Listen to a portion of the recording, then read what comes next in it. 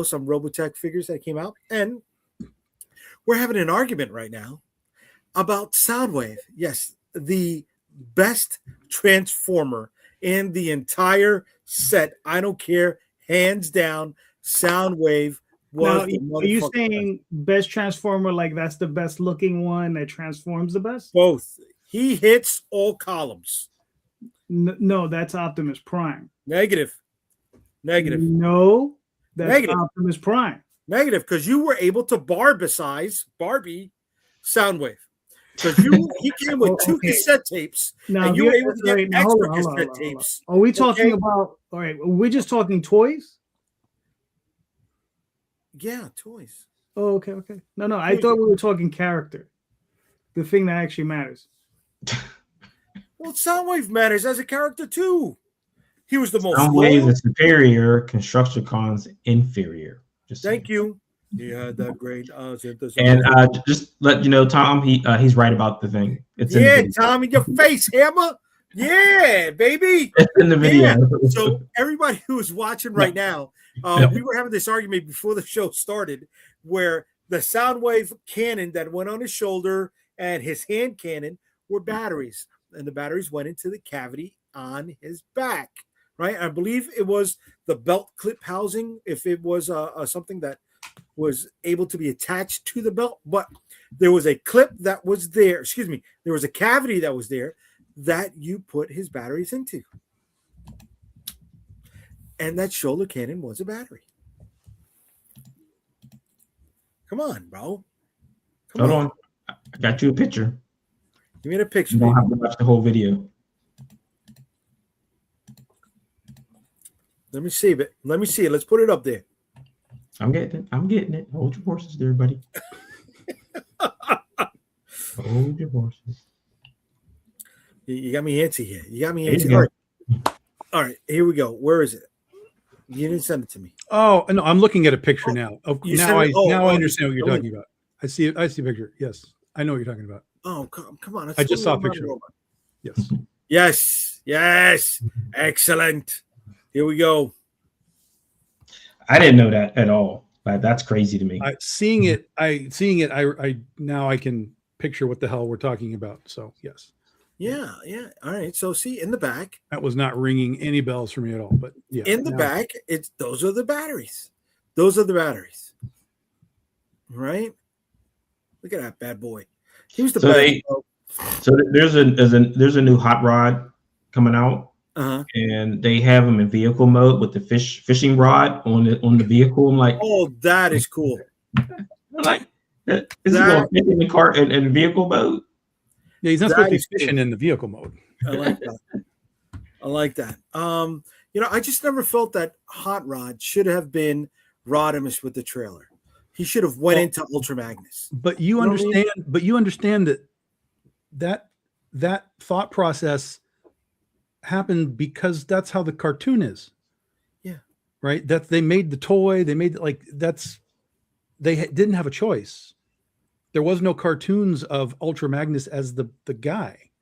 Oh, I get it, but this is before I understood that. They have to do this. You were just a dumb kid. I understand.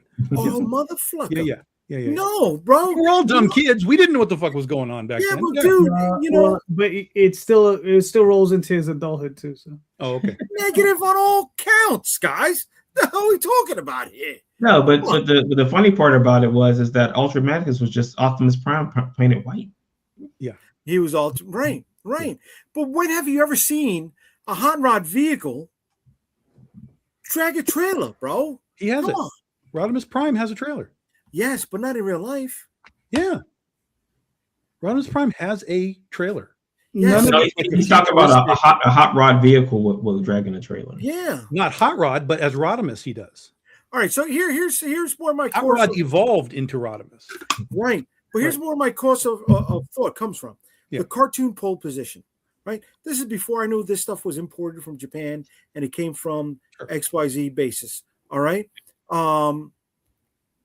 Remember pole position? The cars or even Knight Rider, the cars went into the trailer, right? The hot rods, the speedsters, right? They would just roll into there, and the trailer was a mobile headquarters. Yeah. it was staring you right in the face. You didn't need to do anything else with Rodimus. Just you're selling Ultra Magnus, you're selling Rodimus. He rolls right into the back of the trailer. No, you don't. You're not listening. I'm not listening. You're not listening. That toy line was over. Next toy line is this. This is what we have to sell. So Hasbro and everybody else was like, how the fuck do we sell this? Yes. And that's how they sold this. They can't keep selling the same thing. Nowadays, every time you get a new Transformers movie, you get a new Optimus Prime. I mean, that they just change it up and whatever. But back in the day, it was all, this all exists. We have to bring it over here and sell it. So the story has to sell this shit. The same thing with same thing with the comics, right? The comics like G.I. Joe, they were just like, just start feeding shit into the comic book. And Larry Hama was like, fuck this Serpentor shit. And as soon as he was given creative license to kill him, he killed Serpentor. So, it was all of that stuff was designed to sell toys. So Rodimus, Hot Rod, became Rodimus and became the leader because they had to sell a toy. And that's it. There was no other alternative message to any of this stuff, right? Right. Now, with us, we can look at it and say, ooh, we could like go this way and go that way. Yes. But at the time, it was all based on how do we sell this red truck, this orange and red truck. And so that's how it came around. And then the cartoon was already made in there. So it's not like they're going to make their own cartoon. I know. Okay. But it's still shitty. Well, I mean, it's the same thing with Megatron and Galvatron because they were originally weren't the same person. They were different characters. Right. The movie is the only thing that's new. Everything else this is our Transformers stuff.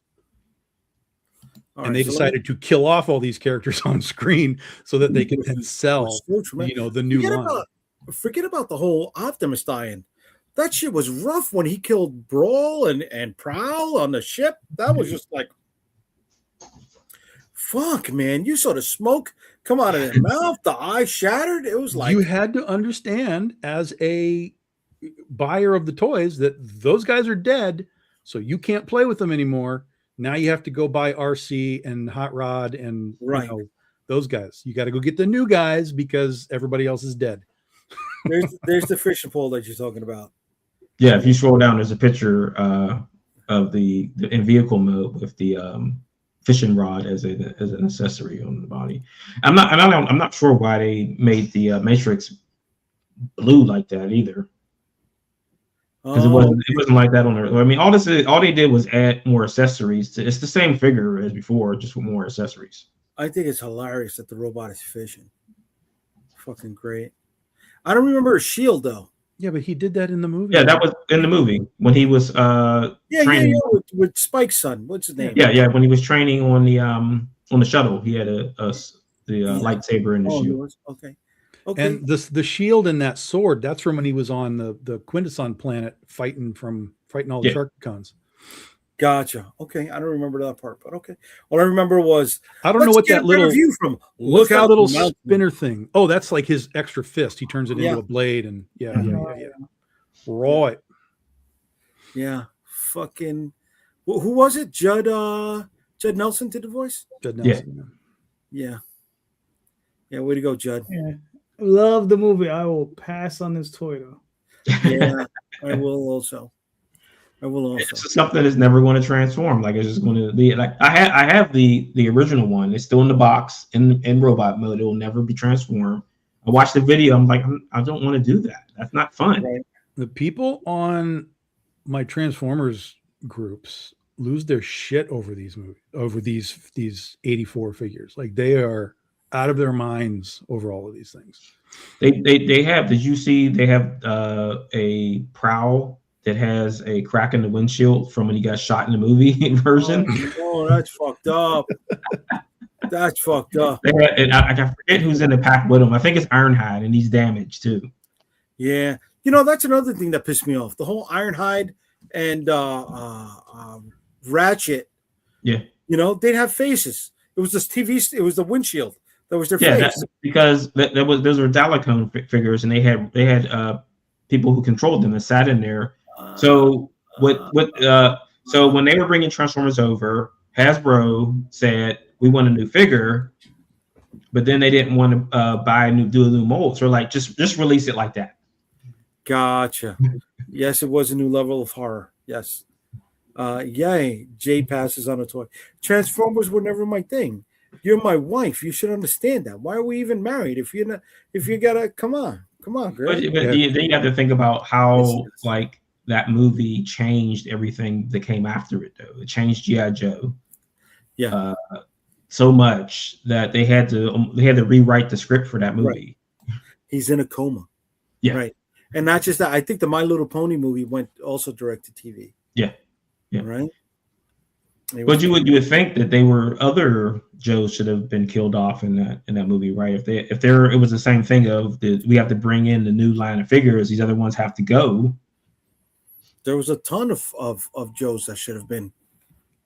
Yeah, but they just got captured. Like you had like Snake Eyes and Quick Kick and Let's Kicked. I think that there was the thing is that there was pushback on these deaths of these characters, and so there was no way that they were going to make G.I. Joe the movie and kill off Scarlet and Duke and like show them on screen dying. There's no way that's going to happen. So all they did there was just sort of retire them out, and replace them with that would have been cool too. You know what I mean?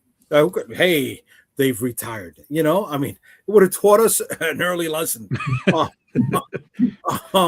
eventually, you're useless. In the comic books, they didn't care. You mentioned Serpentor. Serpentor wasn't the only one that comics died. are different, yeah. But as far as like the movies, like Snow because that Job stuff got is always every time you see a cartoon, parents are like, "Oh, it's for kids," and that's not necessarily the case, my friends. No.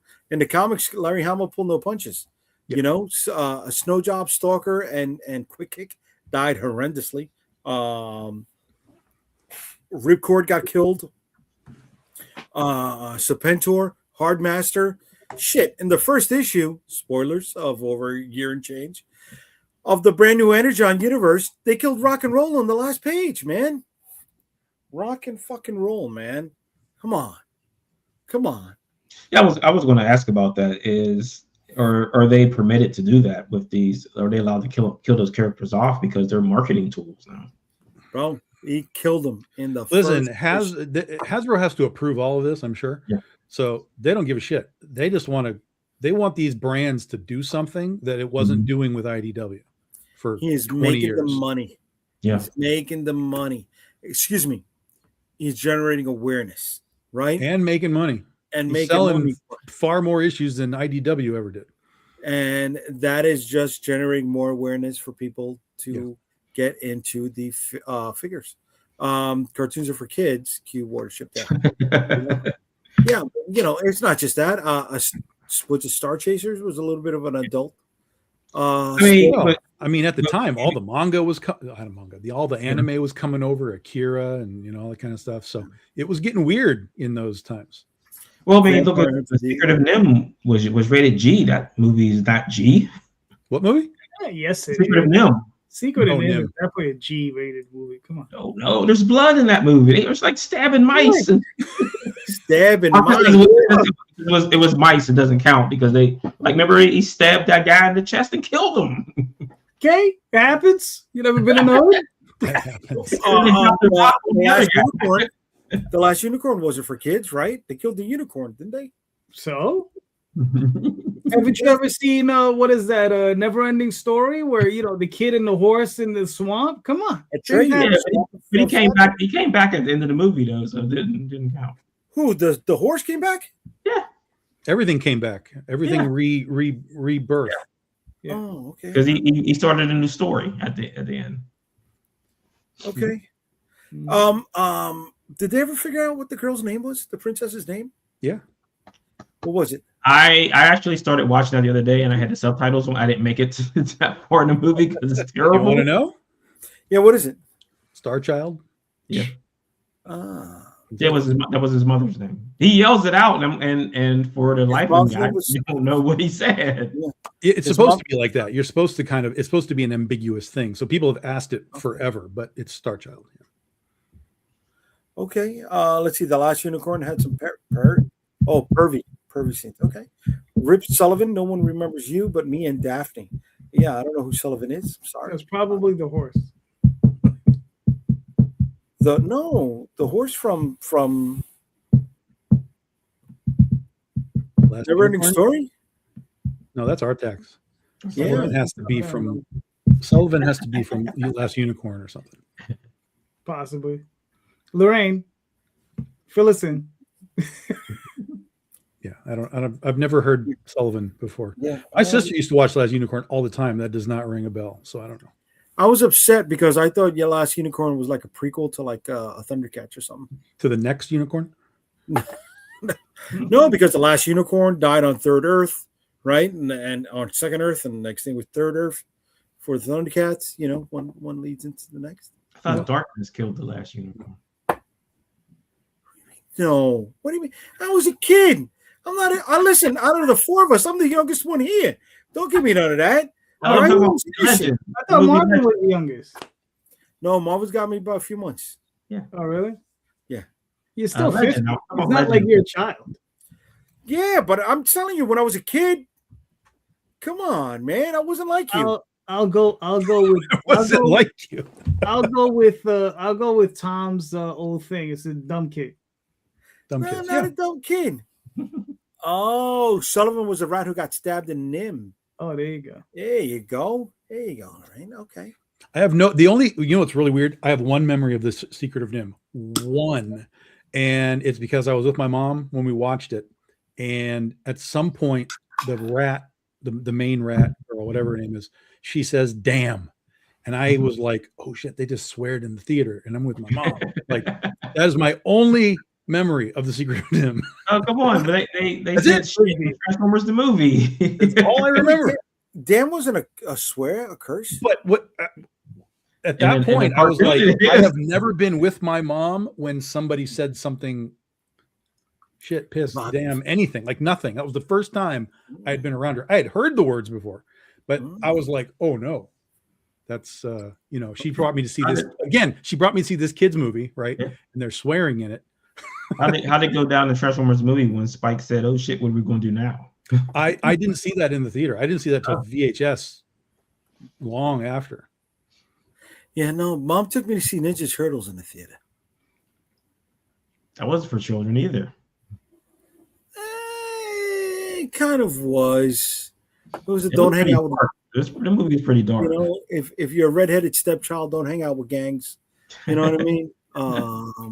It's a furry movie, man. What are you doing watching furry movies? Ninja Turtles wasn't a furry movie. They're all furries. They're all anthropomorphic animals. They're all furries. Oh well. Okay. They're not furry per se. Yeah, that's what they are. They are all people-sized anthropomorphic animals. They got down. Okay. And I was also a Ernie Reyes Jr. mark as a kid, right?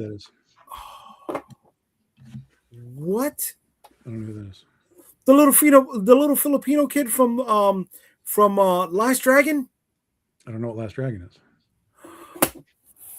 Who the fuck am I talking to right now? What's that 90s trash? What's the 90s? What's Last Dragon?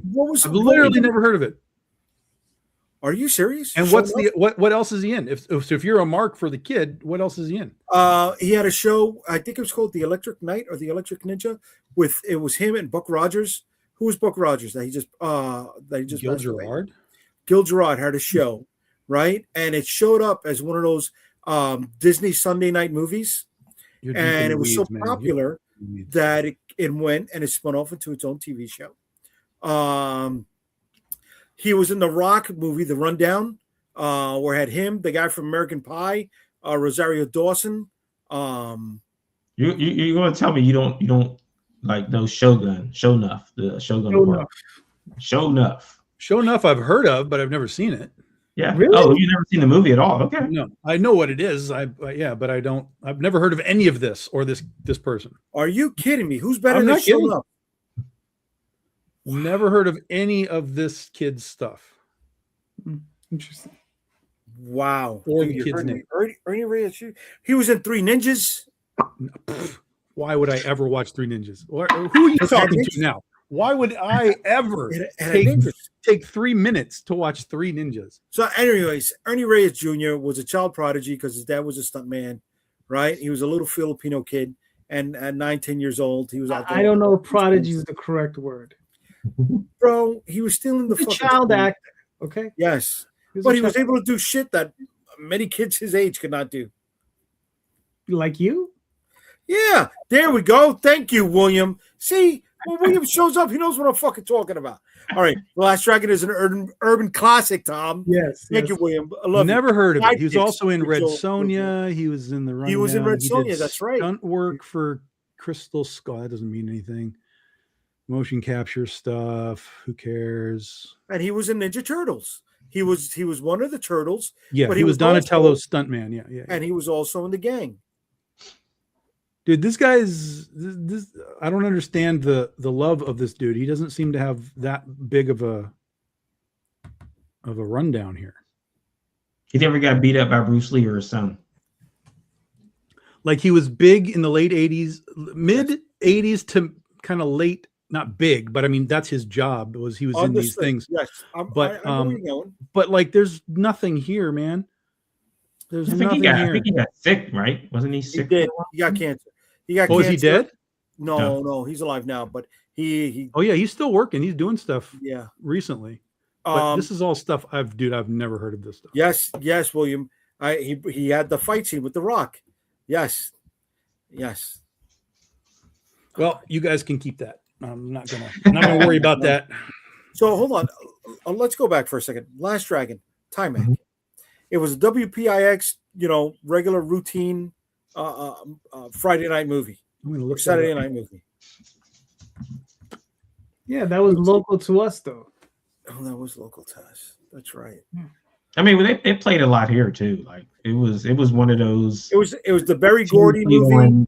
One of those stations continuously. You had what's her name? And not Apollonia. Vanity, yeah. Right? Hello, soundtrack by El DeBarge. I mean, come on. What was the other song that El DeBarge did? Ain't no stopping us. No stopping.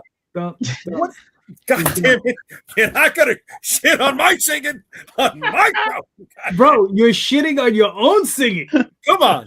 You open your mouth. You have to use Isaac Hayes' line from I'm Gonna Get You Sucker. If you can't dig my melodious voice. Yes. I don't know if I'd consider Last Dragon a kid's movie, but it's one of the best bad movies ever. Yeah, but not the worst best bad movie ever. I'm thinking the worst best bad movie ever goes to Jim Cotta. Hands down, bro. Troll 2. Troll 2. Troll 2. That's the one with Lorraine from Seinfeld? Oh my God. No, that's the first one. Troll 2 is the worst movie. They even have a documentary called The Worst Movie Ever about that movie. Really? Troll 2 is the worst? The lead actor in the movie never acted before in his life. He's a dentist. Oh, that was like the Lone Ranger movie from the 80s. Yeah. Oh shit! Like he showed up to the audition, never acted before, and he got hired.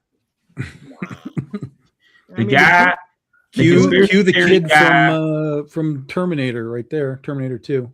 Yeah, Eddie Furlong. Yeah, yeah. Poor guy, never stood a chance. I see Timac all the time at NYCC, bro. Timac is a regular in the convention circuit, and I got some stuff about that. He is not the song you were singing is from Breaking Bad. Okay, thanks, David. All right. From Breaking Bad, and Breaking Bad has a ninja connection, right? The girl was in the third ninja movie. What was her name? The one from Breaking? From Breaking, dude. Yeah, bro. Oh my God! Remember the third ninja movie? Where Ninja 3: The Dominion, the one where you have to only a ninja can kill a ninja. See, you're not a mark for Eddie Reyes. You're a mark for martial arts crap. That's what's happening right here. Yeah. That's what it is. Yeah, and it's not even good martial arts crap either. No, of course not. Hello, come on, bro. American Ninja? Who wasn't watching American Ninja? I listen. I can't say I saw all of them. I saw all right. What was that? What was the thing he used to do? Oh Jesus, yeah. Well, the good news is American Gladiators is coming back, so you get to watch a bunch of people use steroids beat up people. That's all right. I'm okay with that. That's what they should do though at the beginning of every show is they should pump them with the here comes and like grow them all up and then you got something. Then you really have. Did anyone watch the documentary on Netflix about the original American Gladiator? Yeah. I stood online for the bathroom with Nitro at New York Comic Con, and he wore a big leather jacket, American Gladiator style. And I was like, "What's going on, man?" Did you mark out? Did you mark out? No, I was like, "You're not skipping me." Not this line, baby. Here we go. Breaking the hip hop movie from the 80s. Yes. Ain't no stopping us. All right. Here we go. Best of the best with the best martial artist of all time. Eric Roberts. No, bro. One better. Mr. Penn. What was Sean Penn's brother's name? What was Sean Penn's brother's name that he was in Best of the We're all Best? trying to forget, bro. Come on, bro, that he was in Reservoir Dogs. Oh my God. No one cares. Bro, they can. Listen, I'll say this. I know Best of the Best. I actually know that movie. That's one that's in my brain. It sits right next to Victory, the soccer movie with Sylvester Stallone. Those two sit right next to each other. I remember that. That was the one from when they were in World War II, right? Yeah. Yeah, man. Yeah. Way to be, bro. Michael Caine and Pele. Yeah. Oh, I don't know. But I mean, how is it that you got to watch all those movies in the 80s and you skipped over Laser Blast? I don't understand. Because that Laser Blast was on WHT. I had Cinemax, my man. All right. That was elite for shitty movies. We had Cinemax. All right, buddy? Yeah, Cinemax to watch those questionable movies Friday night at midnight. The Skinemax movies. Yeah. You know, the fucked up thing is I tried to stay up late enough to watch Skinemax. I was out. I was done, kid. Real kids just set their VCR, man. Real kids just set their VCR. Before VCRs. Yeah. I have money like that, buddy. Shit. But no, dude. I mean, man, it's such fucking great movies, bro, in the fucking 80s. Great fucking shitty fucking movies, bro. Nah, they're just shitty. Yeah. Most of them are just shitty. Yeah, in retrospect, most of them really are just shitty. But at their time, they were a unique kind of shitty at unique moments in our lifetimes to where they became our nostalgia. They became our personality.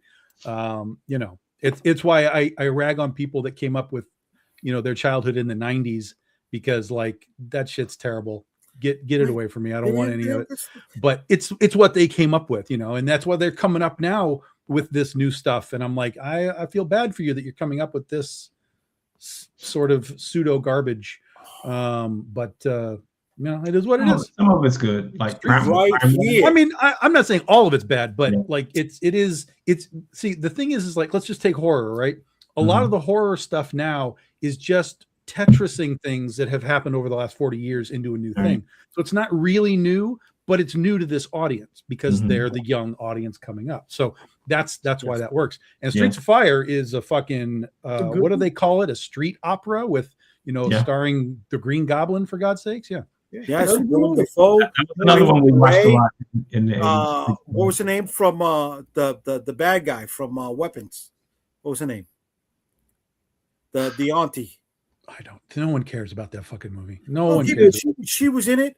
She might care because she was I'm like in it. 15 minutes into that movie, and the teacher lady, I just want to reach through the screen and smack the shit out of her. Yeah, right. It's terrible. It's all terrible. Just stop talking about it. Stop talking. Perfect example of what kids now are coming up with, and they think that shit is good. Like Streets of Fire was good. Streets of Fire again. Let's not call it good. Let's call it unique. Fair. Let's call it different. Let's call it fun. It is a musical. Fun. It's got a lot going on with it. Yeah, you know, it's a fun movie. The first time I ever saw Robert Townsend, right? Yeah. You had what's your name from The Outsiders? Oh my God, Diane Lane, right? Little Shop of Horrors. Yeah, but Ellen Aim, man, she was the stuff.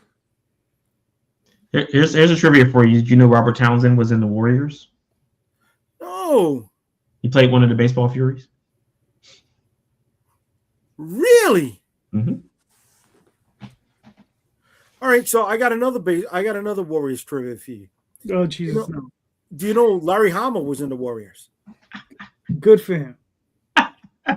He was in the Warriors, dude. You got against the Warriors, JD. I have nothing against the Warriors. It's just the trivia bullshit. Oh, let me show you some dumb shit that I found on Google. But go ahead. It wasn't on Google. Larry Hama posted the pictures on his thing, dude. He was there. Can you dig it? Saying he was. Can you Here's dig it? trivia for you. I'm in Spider-Man. There you go.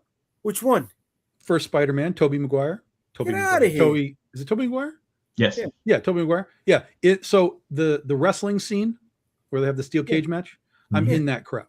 I was part of Get that out of here. thing. Yeah. Very cool. I was in the Stuart Little movie. Stuart Little too. I was an extra there. All right, way to be. Yeah. But I was in Spider-Man. So Yeah, listen, I get it. I would have liked to be. I would have chosen Spider-Man over Stuart Little too. You know what I'm saying? All right. Here we go. Which rat did you play? I wasn't one of the rats, bro. I was in the park scene. Whatever. Okay. It came out around the same time as The Last Dragon. And Rick Moranis. Thank you. Rick Moranis. Rick Moranis. He was in it. Yeah. Good. Oh, Rachel Falkenberg from the Warriors was in it also. Got to get off the Warriors, man. Got to get off the Warriors. Dude, it's gonna be a play directed by Lin-Manuel Miranda here in New York. Are you gonna be there the first night to go see it? Nah, I'm not into it like that. They've been trying to remake that movie for like 20 years now, and they just they can't make it. They can't make it. You know. Besides, we're getting the Odyssey already. You know, the original version, which is all that the Warriors is. It's just the fucking Odyssey. You know. Can you dig it though? Can you dig it, sucker? All right, you're 30 minutes in, and we haven't even discussed the question for the show. Oh well, thank you for the segue, buddy. Okay, well, I don't really think that was a segue. That was like a condemnation. Like, you know, it was just like, you know. Yeah, I was like, yeah, what the fuck are we doing here, man? Exactly. No, you know, we were talking about some good stuff. We were easing into this. This small talk, folks. For anybody who hasn't seen this before, right? This is just a bunch of guys at the bar. And I think out of the three of us, I'm the only one. The four of us, I'm the only one who drinks. The other three really don't drink at all. Drinks and is all about martial arts movies. That's Jay. Yeah. You know, I need a little bit of indoctrination over here. I do. I've had a long day, right? But this is just stuff that you're going to see in the bar. You know what I mean? Or at a burger place if we're fucking bullshit after a con. Listen, they're all commenting. They're in on it. Yeah, they are. And I'm glad they are. All right. I'm talking about for anybody who's showed up here for the first time. But we are going to talk about some comic book stuff. Oh, and and everyone leaves the show. And there we go. So how were you guys affected by Diamond? No, how are you guys still being affected by Diamond? I'm not. I am not affected by that. We were marked safe from the Diamond shutdown. That's correct. But, you know, the other day on Calderon's show, Tom brought up a question, right? What mattered more, art or no? Right. That's not what I asked. You asked a 20-minute question. I asked, does story matter in the context of the audience buying the book? Not us. We all are writers. We understand our story matters to us. Do we think that story matters to the consumer to the point where we should be hyper stressing about what story we're writing? And that's our show, guys. Sorry, Tom. I told Calderon, I don't bring softball questions. No, you don't. You don't. Yeah, listen, I appreciate that. I mean, streamline it, right? It's called Streamland. Bring me the essence, right? Bring me the Cliff Notes. How do I kill it? Best line I've ever fucking heard. But you know, it got me thinking, right? And it's consistent. You do that? Sometimes I get not stuck consistently. In consistency is not consistent. He's talking about your thoughts.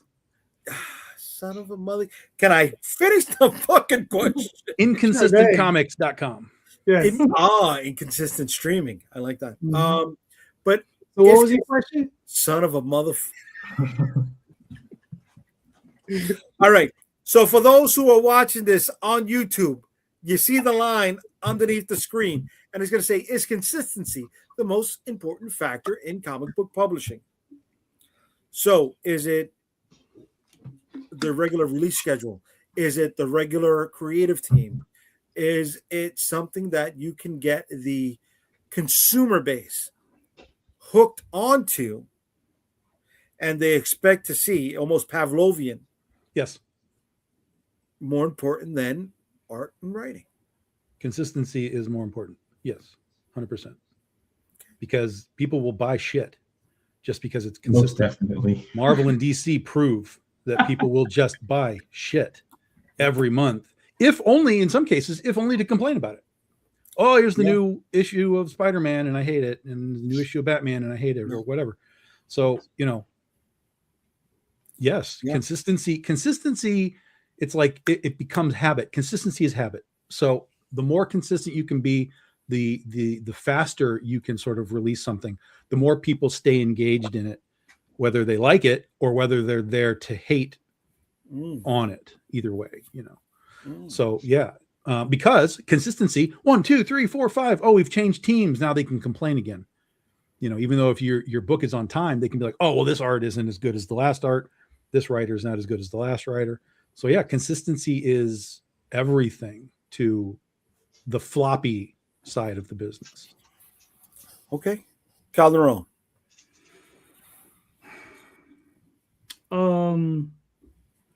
It depends, I would say, on the individual and where you're at. If you're just buying the books regularly, because I was at a point where I would just go in and buy every X-Men book that came out. And then I just got fed up with Chris Claremont not being able to finish his story. So I gave up on it. And then from that point on in, I'm way more interested in story and art. So for me, something being inconsistent doesn't matter. It's the quality of the work. I'm willing to wait years for a creator to finish a work.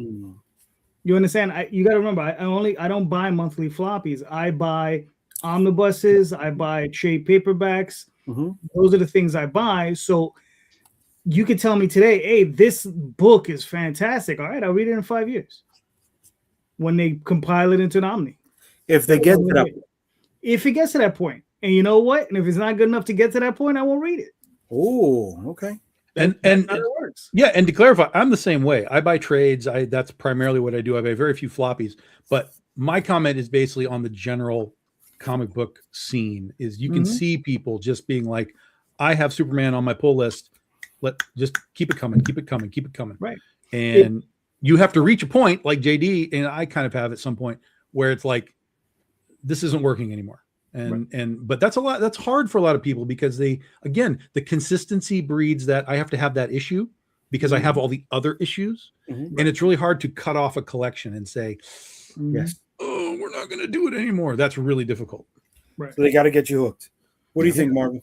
I mean, but that isn't that like the same thing that when Jim Lee left X-Men, like how many people probably didn't drop that book when the art wasn't consistent, like because you bought on what's his name?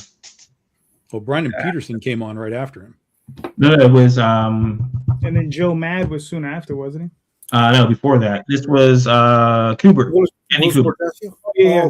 Okay. Eddie Kubert. His art, his like he's not even close to Jim Lee. So like it's like you went from Jim Lee to like a kind of a lower tier artist as far as that was concerned, and it messed with the book. So then that lost consistency. So that's when people were like, oh well, I'm pretty sure a lot of people dropped that book then.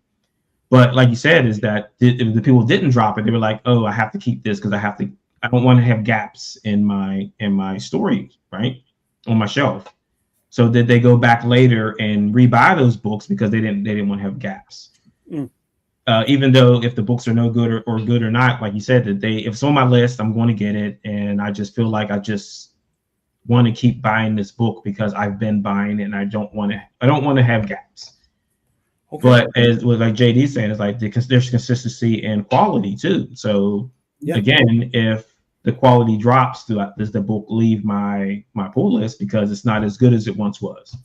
And the consistent shifting of creative teams, that's a problem. So you get you get one writer, one artist on 30 issues of Spider-Man. Then someone else comes on for 20, and then you go to someone else, to someone else, to someone else. Like, wouldn't people rather just have 100 issues of the same creative team? Back in the day, Marvel used to have a bonus, right? And if you had hit more than 3 issues in a row, the bonus would start to build up. And that was one of the problems that Byrne had with the Captain America run, was that he was falling back. And the editor's job was to make sure the book came out on time. So he prepped the filler, and I see David Flynn saying it, the dreaded filler issue. He prepped the filler, and Byrne was like, no, because he didn't want to lose out on his fucking bonus for Captain America. And that also is the idea of Marvel and DC not wanting to create the next image, right? They didn't want to create superstar creators that would then leave. Yeah. We got over here, we got Green Lantern Burks saying, when it comes to indie books, I'll buy based on story. If it's a character I follow, see name, handle, I need both. Okay. Yeah. But how do you get into a book that's brand new based on the story? You can't. You have, like, that first issue has to be sold on the art, not the story. Like, if I see a book on the shelf, I can't read it. Yeah, the other side to that coin, you're right, 100%. If you're just looking at the rack, it's the art first, right? Or the other side is somebody could have pitched it to you. The comic book store could have said, "Oh, you like Spider-Man? You might like this thing over here." That's what we hope for in this world, right? Is that the comic book store or people reading stuff will be like, "Hey, you like that? You should read Critter. Like, this is a really good, book." That's what we all pray for. But whether it happens or not. Yeah. Well, I mean, it happens in some stores, but like, I've talked to retailers, and they tell, like, well, and JayDee guys probably have watched our show where we've had people say, "Yeah, I do that," and then other people say, Right. Hand selling is. I don't know. What do I do? But I think this is also going back to Diamond. The loss of previews is an issue because in the previews, at least you had a small blurb where you had a chance to pitch your stuff. Yeah, but that stuff's was on the computer too. Like, you can go to diamond.com and get that same information. Oh yeah, you could also, in some books, had a preview of the preview where you could preview pages from the book on Diamond. And like, I know that you like Diamond, or you like the preview book, and I did too, just because that's who we are. But I would talk to retailers and be like, nobody wants these books. Like, they would get like 5 of them for their customers. Nobody cared. Yeah. They got all of their information, and it was because all their information moved from like Wizard magazine, Diamond, into just online. So they'll go to Bleeding Cool and Newsarama and whatever else, and they'll get all of their news of like what's coming from those places now versus right. But that stuff doesn't exist anymore. Like, there's no website that is gathering that yet anymore.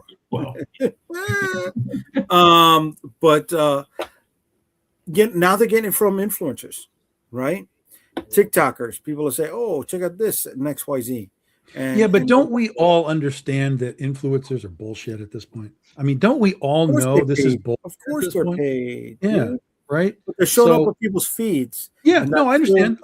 I get the concept of it, but every time I see it, they get about 7 seconds before I can realize whether they're a legitimate person talking about what they just bought, or they are a paid person to talk about this stuff. Well, just call it what it is. It's shilling. It's a paid shield. Yeah. Sure. But that's what I'm saying is can't we tell that by now? Like, we can still tell, thankfully, like within about 5 seconds, whether something is AI when we hear it. It's like, nope, that's AI. Scroll away.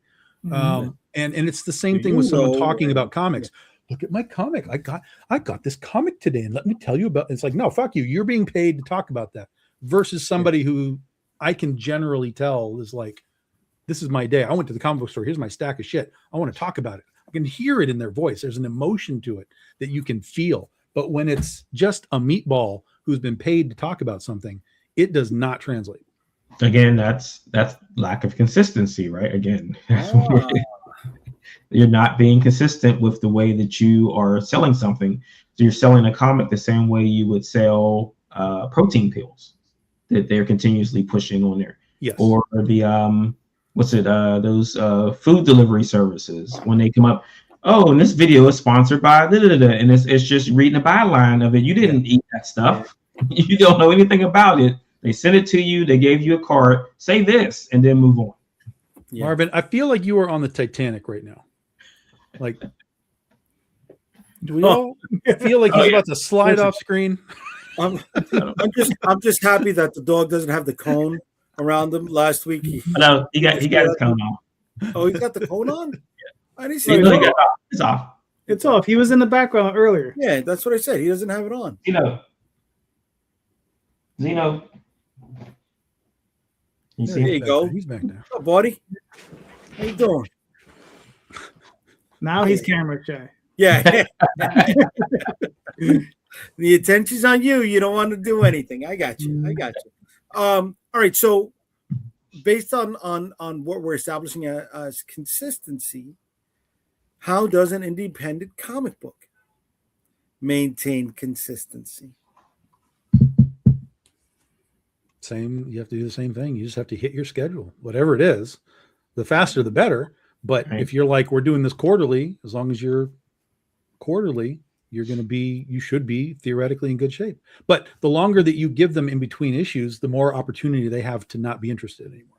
Right. That's why Marvel and DC, like we talked about the editors, right? Monthly. Don't give them the chance to sort of breathe. Yes, that's the key right there. Don't give them the chance to find anything else. Yeah. Inundate them with product. Right. But I think, like Calderon said, in the context of most of, like, we're talking about indies. I mean, he's talking about Marvel and DC too, but the context of indies, we all kind of know that all of that moves a little slower anyway. Right. So we're buying things because we like whatever it's presenting to us. Like we've already bought in. We know the creator. We like the artist. We're like, oh, that concept is cool. We're buying in. We're already there. If it comes out 3 times a year, we're in. We're already there. We understand. But again, the larger market is different when you're dealing with, the comic book stores. All right. So can you bring up that comment that Michael just made? And okay, I'll go through some of them. Let's see. Rain says you're on the Batman angle. Marvin. Yeah, Dutch angle. The Dutch angle. Okay, hey, isn't that the Dutch of it? Villain just now. Here we go, Michael. Now more people are getting their publishers release information from websites like League of Comic Geeks for their pull list. The problem is sites like that don't talk about indie comics. And the reason why they don't do that is because they do not pull comics from any other source outside of Marvel, DC, and Image. I asked them a while back where they were getting their data from. They said directly from the publishers. You have to go in as an indie publisher and enter in your own books on League Comic Geeks. Okay. Which I've done. I've done up to issue 4, I think, and I just gave up on it. Like this is time consuming. Right. The juice isn't worth the squeeze, and that's the other thing because we operate so lean. Mm-hmm. But it's a good tool, because you can put your character information in there, your storyline information in there. It's a good tool that people can then find your product on, and then they can say, oh, I have this issue. They can there's conversations on there and stuff like that. But again, it's another thing you have to build. There's so many things we have to do, so many things we try to do, but we don't have the time to, right? But now you get into what? Consistency, right? Consistency.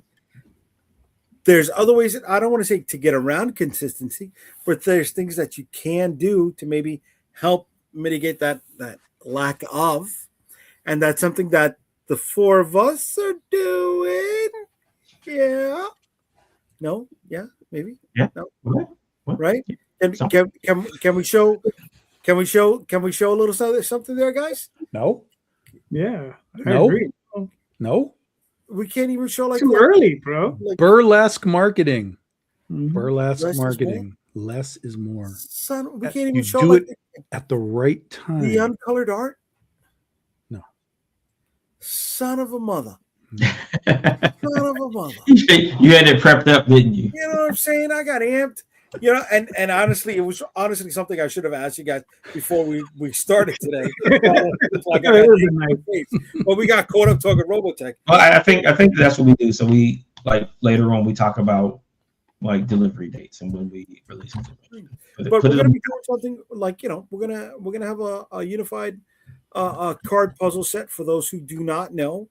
All right, and between all of our campaigns, a few others like Rob Multari, who's not here with us, we're gonna have a stretch goal on each one of our campaigns, where the first stretch goal that gets hit is put together with every other card that comes out in the set, and you know, well, here's the front, but the back would have a unifying image. All you got to do is back our fucking campaigns, and if you don't want it, you don't got to back them. And that's the great thing about it, all right? You're either part of it already, or if you want all of it, you can keep going for the others. And you're not doing anything other than buying kick-ass motherfucking independent comic books. All right? The first one is going to be coming out when, Tom? January 24th. So basically about 3 weeks. In 3 weeks. Then so I would say that we will probably go ahead and start to do real teases next week. Real teases next week. Yes. So you all are here. You're hearing it. Come back next week. Yes. We'll have real teases for you next week. Now, I know I'm launching on Friday night, February 13th. Is Calderon launching in between us? Hopefully. Okay. Because you got to remember, well, you might get the first 3 cards really quickly. Yeah. I have a golden rule, and the golden rule is, you know, I fulfill and then launch. His golden rule is he fucks like a bunny rabbit. Just shoots him out, baby. Like consistency, Jay. Consistency. Love that. Here we go. Someone's putting Critter up there for the Antarctic releases. All right. I love that whoever you are there, I love that you know what Critter is. That's fantastic. Way to be. Hey, what's up, Lori? How we doing? So guys, they won't look like this, and because this is my set, but my set will be in my campaign also, but the first stretch goal card will be part of the unifying set. All right.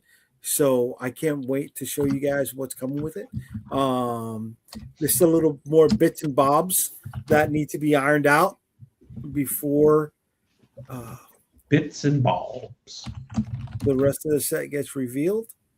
Right. But yeah, in the first 2 months of the year, you get 3 cards, baby. Way to be. Who's this guy showing up? Hello. Oh, hey, Marvin. So, but is that something that you think makes up for the lack of consistency, guys, or no? What? Working out a campaign with others, an interconnected marketing gimmick. It can, it can kill some time in between things. You know, if it's like if I go and then there's something immediately after, but it's not me. And then same thing, like something else, and it's not the first 2, but it's all connected. And people are like, oh, this is the 3rd one. This is the 4th one, right? Like they know these are coming in these months. Right. It can help keep people kind of focused on this is where I need to be on this day so I can get the card, whatever.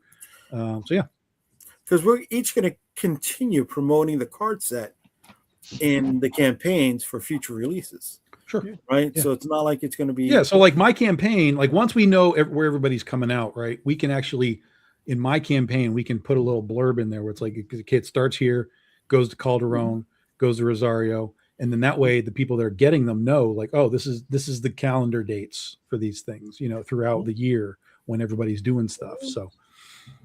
Mm-hmm. Yeah. But I mean, like, even though that my campaign is the 3rd one, I'm still going to be promoting campaigns 1 and 2 for the set from my other updates. And I'm going to keep continuing to promote it with Marvin and Rob's that come out later on in the year. Right? I'm excited for this. What's good for me to see are people working hard and going for it to become creatives instead of just waiting around till they die and their last words are, "I wish I had tried." Yeah, you got to go for it, man. The only one you can count on at the end of the day is you, bud.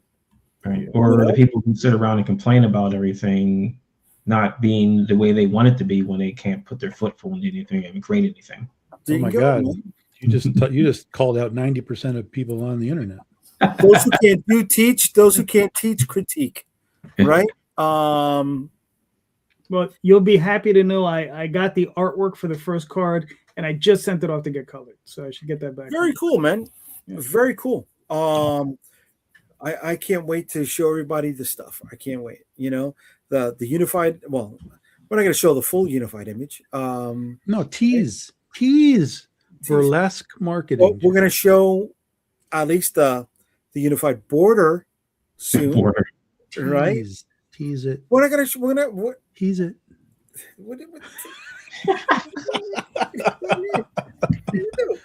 I don't know. Jay understands what burlesque is. That's the one with the nipple cups and the tassels. Right? The art of the tease, Jay, is that's burlesque. The stuff that will come out before Abbott and Costello took the stage.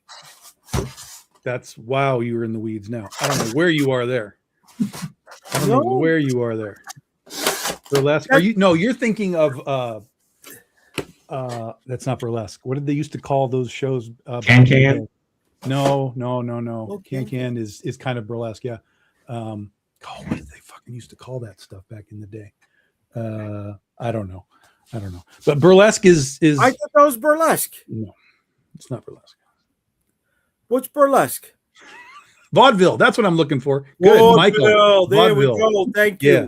And vaudeville has some burlesque elements to it, but burlesque is way more hypersexualized stuff. But again, it's the art of the tease because it's not. No one's naked, like you just said. It's the tassels and the. So that's the one. So that's the Madonna video. Open your heart to me, where she's showing her stuff to the kids. That's burlesque, yeah, because she's not naked or anything. But yeah, that's okay. In that burlesque realm. Yes. Okay. That's different because she was actually in a porn room and she's supposed to be stripping. That's a different story. But it's down that road. Yes. So what? So the kid paid his 2 bits and she didn't show his good. She didn't show him the goods. She did not. So she ripped them off. Yes, she did. Yes, she did. Yes. That was fucked up, bro. That was fucked up. Get a refund. He should have. I don't want to walk home with you because you're not going to show me the bits and the berries on the way home. If you didn't show when I paid for it, you think you're going to show it? Are you reliving something, Jay? Come on, bro. Yeah, very personal story. I am reliving something. Fuck Benny Hill. Fuck Benny Hill. Because I don't know how many times I fucking saw Benny Hill and I've expected something and I get shit from Benny Hill as a kid. Fucking. That was on broadcast TV, bro. I didn't know I was a kid. That's more dumb kid stuff right there. I was sheltered. Dumb kid stuff. Here we go. Lori's laughing with us. Oh my God. Vaudeville. Yes, thank you, Michael. Green Lantern Bucks, Vaudeville. Yes. Burks, excuse me. Something soliciting minors. Woo! Lori said she should be on the list. Not just for that video, my dear. But okay. All right. So burlesque. Excuse me. Sorry. The art of the tease. Okay. Yeah. So Betty Page. We're teaching you. Betty Page? No, Betty Page. Oh yeah, Betty Page for sure. Yeah. Right? Okay. Yeah. I know who Betty Page is. Yeah. She was in the front of all those World War II bombers. Correct. Right? I know who we're talking There's about. A lot more than that, Jay. But yes. More than that? Wait, she went for the full Monty? She's a lot more than that, Jay. Yeah. She was way more than a piece of art on a nose cone. Yes. No, she was a real person. Yeah, but she was all about it back in the day. All about it. Really? She did a filmography? There are films. Get out of here. Oh, look how much Jay's learning tonight. Look at that. I like it. I like it. So she didn't just do go-go dancing and stuff? More than that, Jay. Yep. So, all right. So if she had the filmography, Jay, I want you to take a breath. Yeah. Take a breath. I'm going to tell you something. You're going to need the breath. Uh-huh. Betty Page, yeah, used to spank other girls.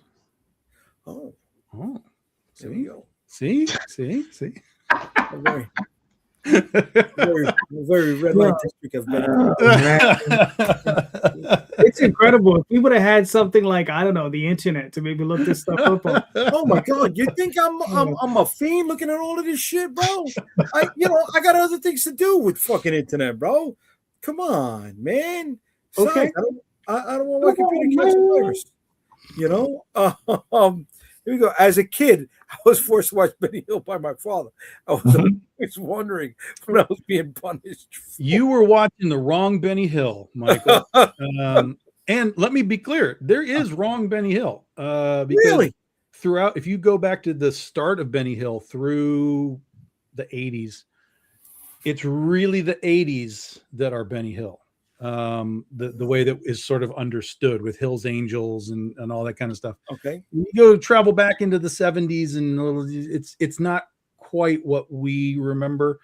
There is some of it, but it's way more just pure satire jokes, pure satire skits.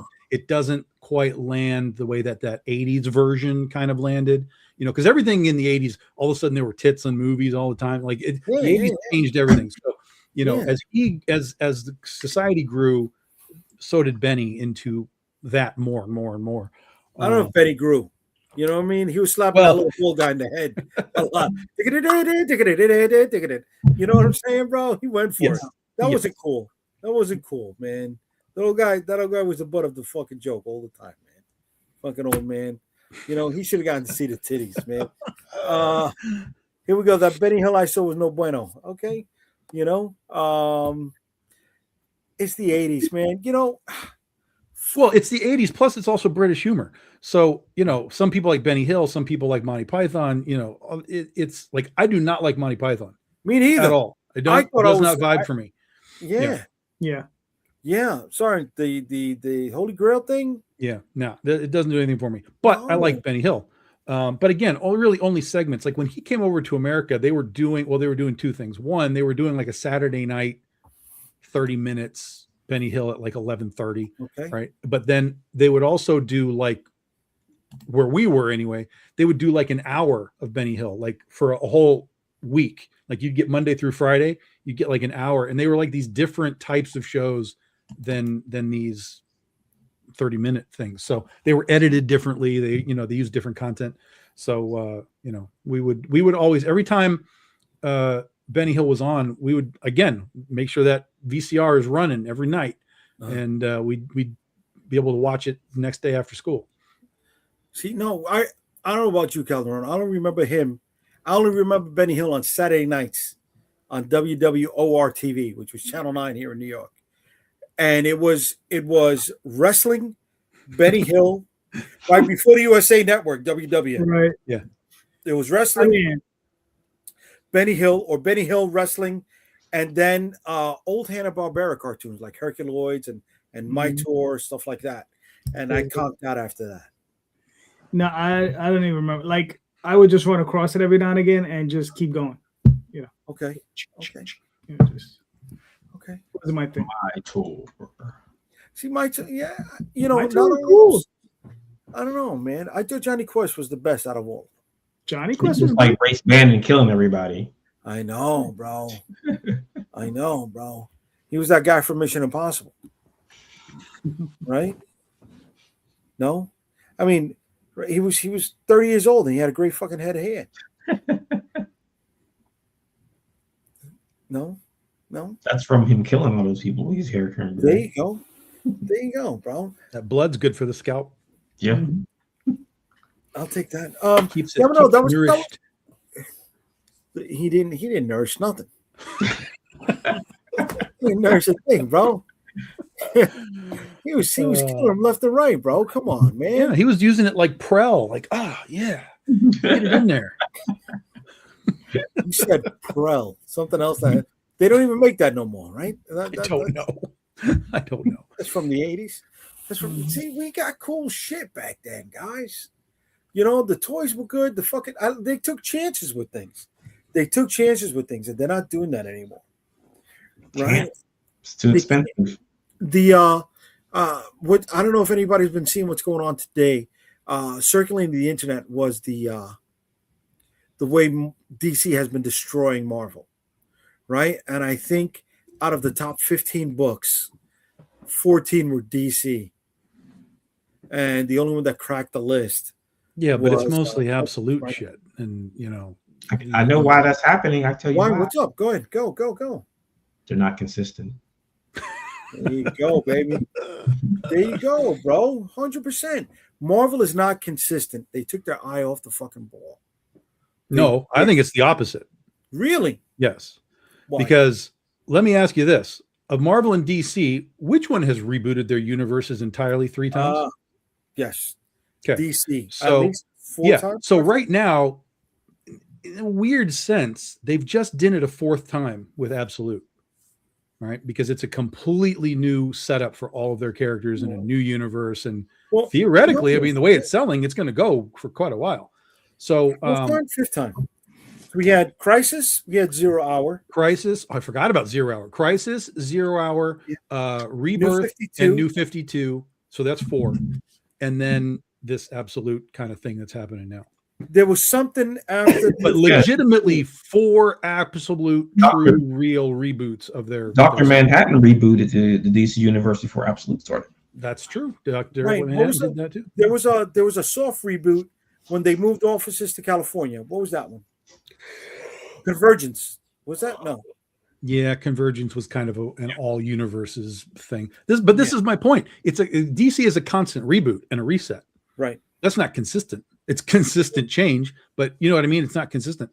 But I think that in this situation, because of the way that the market is, it's very clear to me that new starting points are a big thing right now. And when you can say, here's Batman, and he's at issue 1008, but Absolute Batman is on issue 1 through, I don't know, wherever they're at now, 20. That's a much easier, like, let's start there versus trying to figure out, you know, how do we get 1,000 issues of Batman? Like, that's not even a thing anymore. Now, granted, they've started and stopped all those things. Like, there's no consistency there. It's like 1 through 802 stopped, rebooted. Oh, now we're at number 900. We'll just put 900 back on the cover again. Okay, well, let's just go for a while. No, stop, redo it. Oh, we're at 1,000. Let's use 1,000 on the cover now. That's complete inconsistency. Yeah. Well, weren't they doing legacy numbering for a while where they had? Yeah, there's always they had the legacy numbering. Yeah, but they would always like kind of like number 1, like DC has been as inconsistent as any publisher could possibly be. Marvel did a consistent legacy numbering as well. I don't know how many times Spider-Man would. Yeah, they would stop and do that too. Yes, for sure. But they weren't rebooting the universe. They were just stopping the book.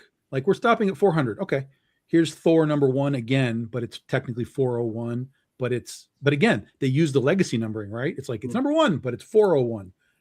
But it rolled off of where they were. It wasn't like, Thor has stopped, the universe is over, and now we have to reset everything into a new place. Okay, go. Everything is always go. All right, we're gonna take this away. We're gonna go down here. We're gonna go. Take it away, come down here, go. So it all still works off of each other. It's not a rebooted universe like Crisis did, like New 52 did, like Rebirth did, and all that kind of stuff. But Marvel is a rehash universe, right? Because I'll give you that. Rehash. They had the Age of Apocalypse again. Yes. They had Civil War II, Secret Wars over and over again. Yeah, no, 100%. 100%. Yes. Right? Yep. So it's like, what's coming out that's new? Well, and that's why the Ultimate Universe worked for them, because again, new starting point, new alternate, timeline or whatever. It worked for them just like Absolute did, not necessarily to the same degree, but it did work. And that comes back to my point, is like ease of access matters to new buyers. Mm-hmm.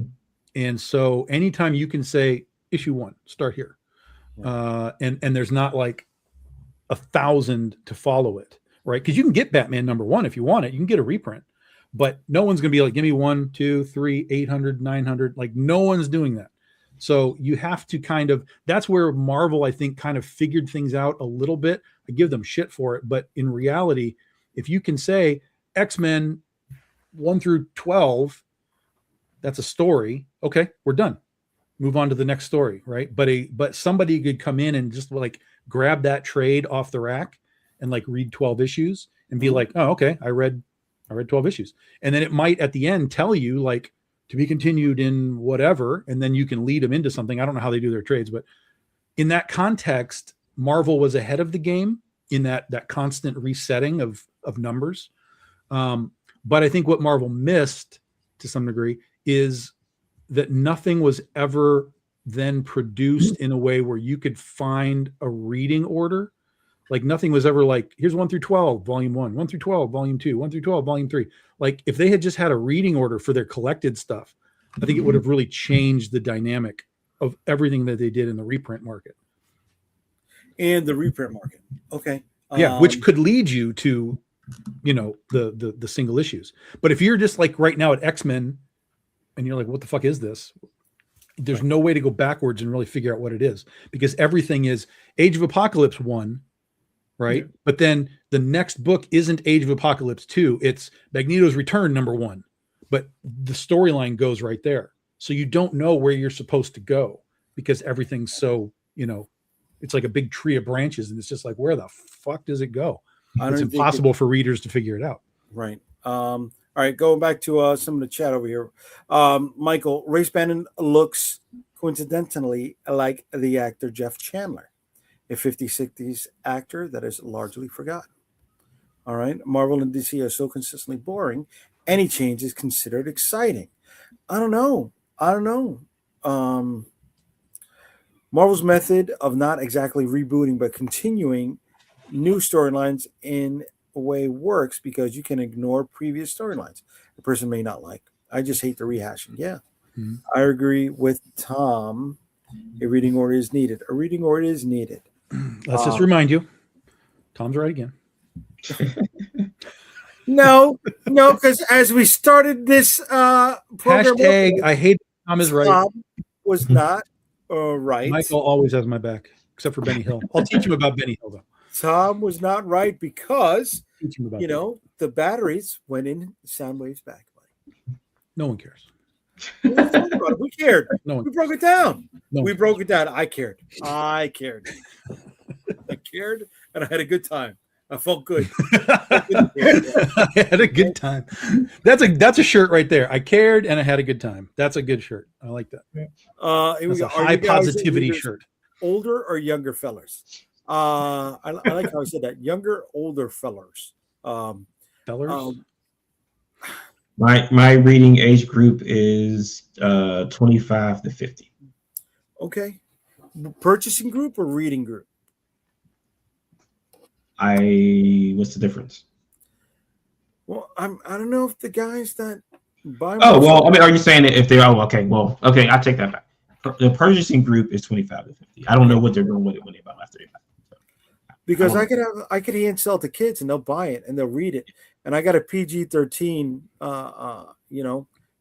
Well, I'm looking at like data I can see. Like I sell to younger people at conventions online. Mm-hmm. I can see who's watching my stuff. It's 25 to 50. Yes, agreed. But I mean, a lot of people think that comic buyers skew older, but that's not really true. There is plenty of younger people buying comics. It's just that most of them are just stuck in where we were when we grew up with it. Like it's Marvel and DC, man. Show me Wonder Woman, show me Batman. Like this is what we want. And it's going to take a minute for those guys to be like, oh, like there's Image. Oh, there's like Dark Horse. Right. Oh, there's like, whatever. So they'll get there. But a lot of it right now is just, DCKO. Like that's all they care about. Right. But bro, I agree with you, except for the beginning, your opening statement, right? It's not that they're coming in, the younger readers not coming in reading Marvel and DC. They're coming in reading Dogman. They're coming in reading Raina Telgemeier. No. I'm talking about coming into the comic world, not that place. That's a different world because there's no Dogman at comic book stores. Yes, there are. Well, the comic book stores that I've been to have it, but that's the gateway drug, for lack of a better phrase. Of course. Right? But that's the gateway drug to get into comics, Yeah. like comics, the way that we understand comics. A lot of the right, yes, I agree with that. And manga too is the same thing. And what I'm seeing is a lot of kids that came up with manga are now like, well, fuck, there's nothing else. I've read all of Death Note. Like, give me something else. And they're finding comics now. They're finding shit. A lot of people are finding comics through Invincible right now because it was the cartoon on Amazon. So Invincible has fucking blown up on old trade paperbacks and stuff, and they're reprinting it in new editions and whatever. So kids are finding comics right now. Yeah, retailers we were talking to said that they sold out of Invincible trades continuously when that series came out. Yeah, but I think the real question to be asking is, why is it they're transitioning over to comics, right? Because manga, as good as they are, there's maybe like 2 that I could think of, maybe 3 that I could think of that are really, really good, strong, classic manga comics. Whereas in comic books, we agree that, it's all over the place as far as numbering and lettering and all that stuff, but there's some very solid runs in there.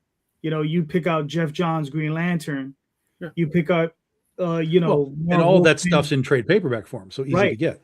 Exactly, and that's just it. You won't necessarily get a consistent story, but you can point out and says, "Look, and go read The Long Halloween, right? Go read, this. Go read, Frank Miller's Daredevil. Go read Walter Simonson's Thor. Go read this." And in comparison to what I feel as far as manga is concerned, those stories are superior. And that might be a little controversial for some. But I can. Well, I literally think that manga is just it sort of stops. There's a lot of it, so you can keep finding more and more if you want. But most people, us, with like we like what we like, and if it's over, like within a manga sense, if like there's no more being made, you only read that so many times before you're like, I gotta have something else. No, but I'm also talking about quality. Plus, you're getting older, your tastes are going to change. Like, what else is there for me? Right. Let's go. Yeah. I'm talking about like quality of work. I'm like talking about like, for me, and like I said, I know other stuff has come out. I only have a limited view of it, but for me, it's something like Domo, Akira, Lone Wolf and Cub, and Nausicaa. I mean, are like some of the best written, fully realized stories. Right now, I haven't read everything. I've come nowhere near that, but as far as like comparing it to like American books, like those books, I could sit next to my Swamp Thing books, right, by Alan Moore, and feel comfortable leaving them there. You know what I mean? Whereas, there's not a lot of those comparisons. You know what I mean? I mean, like, Alan Moore's Swamp Thing is special. You know what I mean? In my eyes. Same thing with Neil Gaiman's Sandman. It's special in my eyes. You understand? So there's not a lot of that. I mean, I can even say that for bande dessinée. A lot of that stuff, beautifully illustrated, but when it comes down to the stories, not quite the same thing. Good story. Bande dessinée? I'm not familiar with that. French comics. Oh, okay, gotcha. Yeah, okay. I just remembered it because I got Daphne's birthday gift just came in today. So I mean, excuse me. Oh, way to be! Christmas present just came in today. Okay, right. You mentioned that to me. That's right. Yeah, yeah. I bought a stack of bande dessinée for her. So I mean, I didn't do manga, right? I did anime. So I can't really judge against that. I know some of my favorite runs that are over. The Matt Wagner Mage series, right? The Matt Wagner Mage trilogy was a big influence for me. And fucking Invincible's over, right? Yeah. But like Bone, I was reading Bone when I was in college. See, Invincible's over, except Kirkman has figured out that he's not done yet because he can go back into the universe. And, he owns it. Yeah, well, but I mean, he's doing it. Battle Beast is immense, and there's plans to do what they're doing with Battle Beast with other characters too. So that's cool, man. Do it. Make your money, bro. Make your money. I just wish some of that money would come our way with the books that we make, right? Because we need him more than he does. He's got enough. We need him more than he does because we make some fucking kick-ass shit, guys. right? We put together a good looking package with our catalogs, and goddamn, goddamn, trying to find our books into the hands of new readers is a constant uphill fucking battle. Mm-hmm. I mean, and you say that, and Tom may have seen this, is that when you go to these conventions and someone walks past your table and you ask them a question, they're like, "I don't read comics." I'm like, "What the hell are you doing here, man?" Right. They're there for the cosplay. What in the hell are you doing here? They went to see Timac from The Last Dragon. It was probably right. I don't. But I mean, most of these shows don't have like big celebrities at them. Like where would you just come here to hang out? And it's kind of funny. Like so when we did that Akron show, 2 days, I made more money at a 4-hour pop-up show, like 5 minutes from my house, than I did those 2 days in Akron. Wow. Damn. Now, why do you think that is? Is just because you had a lot of people who just weren't readers, or they weren't collectors? It wasn't like it was the place was pretty much empty both days, and the people that did stop were, "I don't read comics. I don't read comics. I don't read comics. I don't read comics." Over and over again. Like, why are you? What do you just come here to chill out because it's cold outside or something? Go home. So, I mean, was it billed as a comic book convention? Oh, it's a Comic-Con. I mean, it's literally a Comic-Con. I mean, one of the most Comic-Con places you've ever seen. But the attendee base has been slowly changing.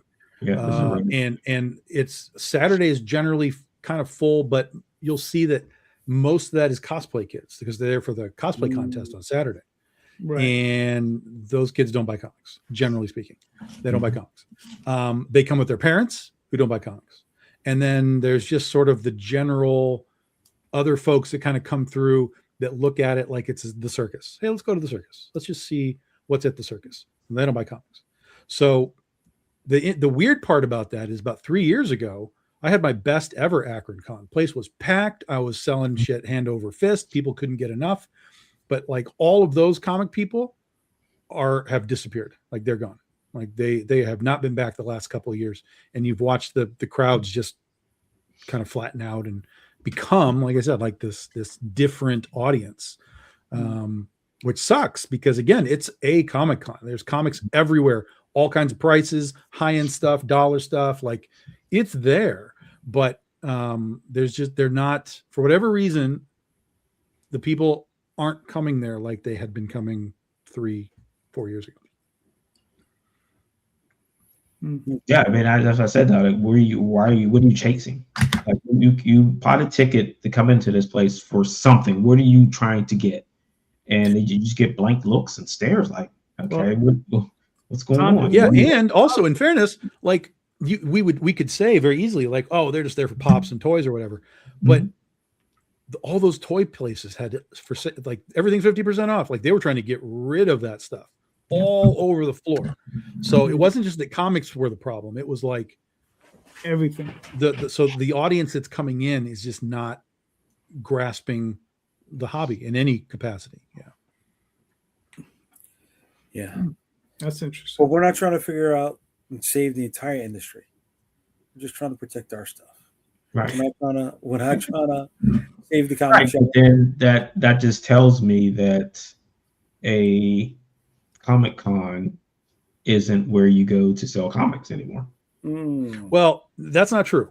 Well, I was going to paraphrase that, except for like places like Three Rivers Con, Heroes Con. Like, that's what I'm saying. It's not that it's a Comic-Con or not. It's that it's a Comic-Con and it has marketed itself in a place that people want, enjoy, and come for comics. Like there are definitely people that still buy comics across the country, but in this particular place, we're in Akron, Ohio, right? It's a very weird little, like, who are we selling to in Akron, Ohio, right? It may not be a place that, you know, the fans maybe are coming from 2 or 3 hours away. Maybe it's too far for a small show, right? So I mean, you'd really have to go into their books and figure out a lot of things to understand why, attendance has declined. But there were comic book people buying there. There aren't now. Something happened. Mm-hmm. Right. Are they deciding to travel to other shows in the area? Right. Because when we would do Sci-Fi Valley, we would see like almost the same people that we would see in Pittsburgh. That's in Altoona. So it was like, there's no point in going to that show because I just saw you at this show. So like, I just had to erase that show because the same people like, oh, I just saw you and I just brought this. And I'm like, okay, well, so now this is a waste for me. Yeah. It's also a show at the end of the year. People have been tapped out going to, that's true too. There's 2 Detroit shows now, 2 Motor Cities. So, that's only a few hour drive. They could be going up there and spending the money. And what it has to be is that they decided to take their business to other shows that have what they want. Right. Plus they have the celebrities at the show. Right. Akron doesn't bring in. They brought in, who was the one guy they had was from Taxi or something? Like, well, they bring in some older folks. They had Greg Evigan from, BJ and the Bear and My Two Dads. And they had one of the Cannonball Run girls. And, Sergeant Slaughter was there one year and stuff. So, you can see the value of like sort of those B-list people to an attendee base. But again, if someone buys a ticket to come see Sergeant Slaughter, that doesn't necessarily translate to them buying a comic book. Right. Batman or otherwise. Yeah. So it's a tricky situation. I think that Comic-Cons can really work. I think they can be done, but I think you have to have them in a place where there's money in the surrounding community. Place in the community.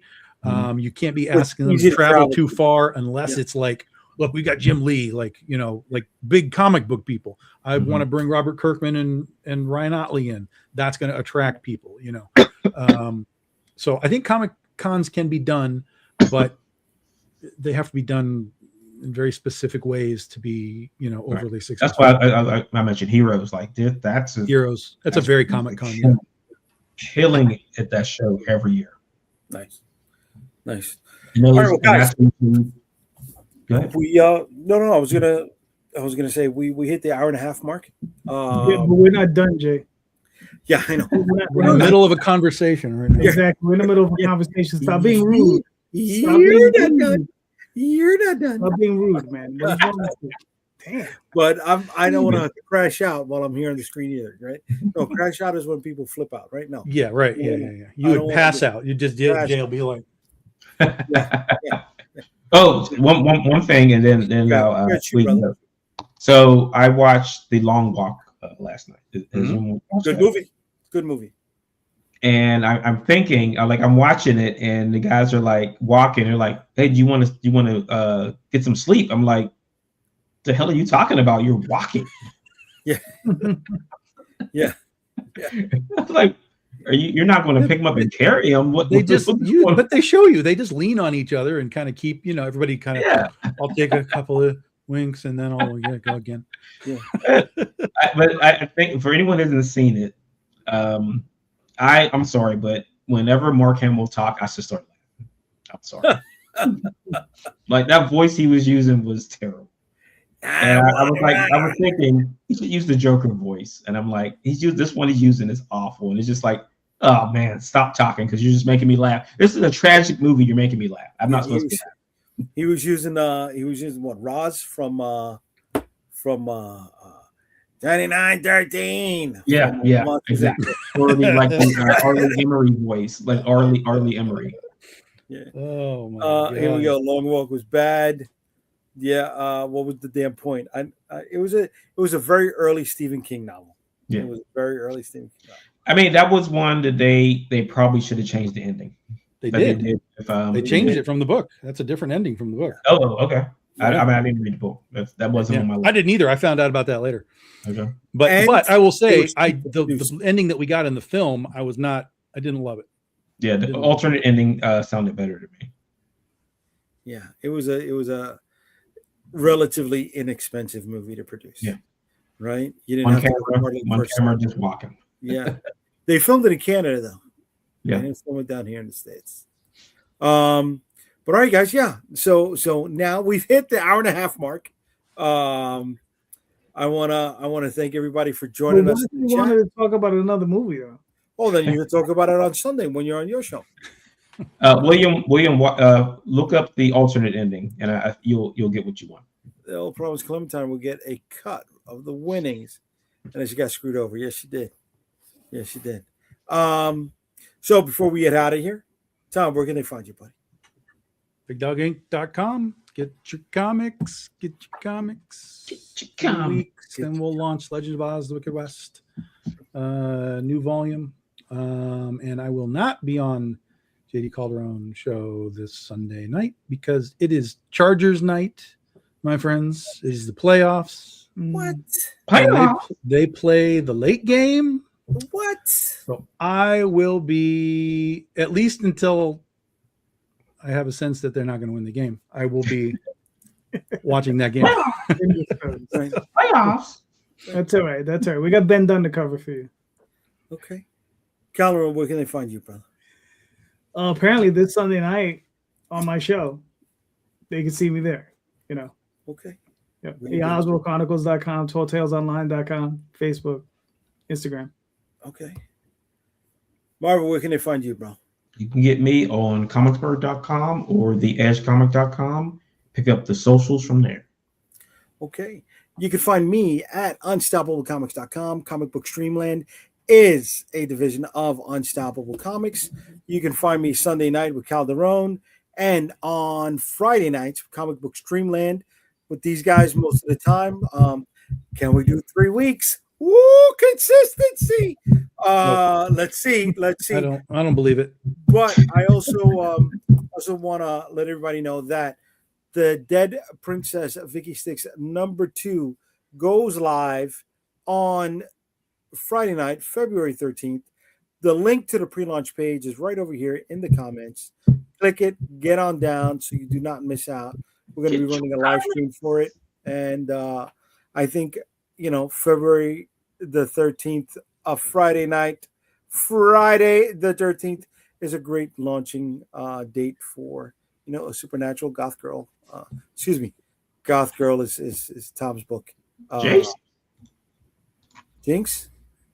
Monster Girl. Monster Girl. There we go. Keep off my IP. Yeah, I ain't touching it, baby. I ain't touching the hashtag, though. Hashtag is in it. But yes, so please join us. And if you're catching us on the restream, I want to thank you all. Make sure you leave a comment and let us know you stop by. Have a good night, everybody. Good night, everyone.